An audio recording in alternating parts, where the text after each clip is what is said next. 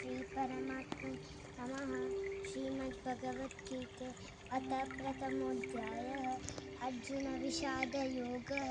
धृतराष्ट्र उवाच धर्मक्षेत्रे कुरुक्षेत्रे समवेतायुयुत्सवः मामकः पाण्डवाश्चैव किमकुर्वत संजय उवाच दृष्ट्वा तु पाण्डवानीकं व्यूढं दुर्योधनस्तदा आचार्यमुपसंगम्य राजा वचनमब्रवीत् पश्यैतां पाण्डुपुत्राणाम् आचार्य महतीं च मुं व्यूढां द्रुपदपुत्रेण तव शिष्येण धीमता अत्र शूरा महेश्वास भीमार्जुनसमायुधि युयुधानो विराटश्च द्रुपदश्च महारथः दृष्टकेतुश्चेकितानः काशीराजश्च वीर्यवान् पुरुजित् कुन्तिभोजश्च शैब्यश्च नरपुङ्गवः युधामनुश्च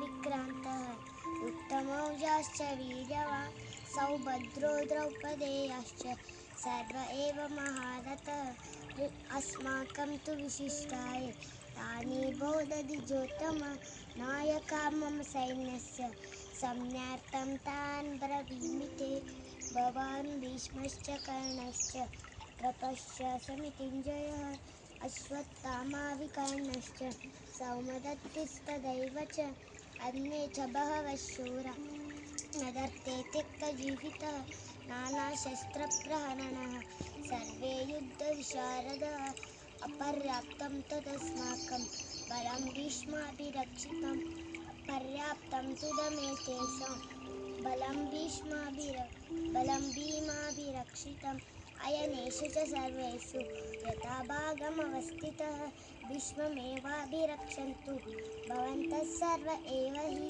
तस्य सञ्जनयन्नर्षं कुरुरद्ध पितामहः सिंहनादं विनद्योश्च शङ्खं दद्मो प्रतापः ततः शङ्काश्च भेदश्च प्रणवानकगोमुखः सहसैवाभ्यन्यन्त शिशुस्तु मुलोऽभवत् ततः श्वेतैर्यैर्युक्ते मातिसन्दने स्थितो माधवः पाण्डवाश्चैव मुखौ प्रदद्मतु पाञ्चजन्यं ऋषिकेशो देवदत्तं धनञ्जयः पौण्ड्रदद्मो महाशङ्खः भीमकर्मावृकोदरः।